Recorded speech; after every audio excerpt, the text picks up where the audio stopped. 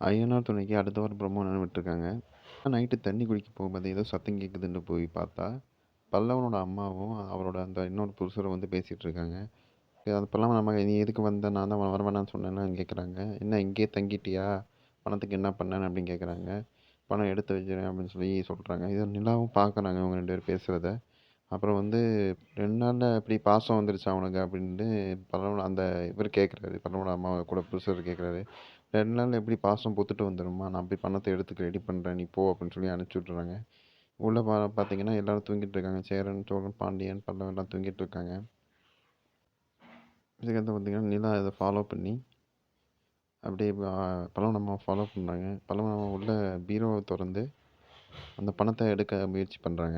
அதை பார்த்தீங்கன்னா பணத்தை எடுத்துட்டு இருக்கும்போது நிலா வந்துடுறாங்க. நிலா வந்து என்னாச்சு, என்ன அது கையில் அப்படின்னு கேட்குறாங்க.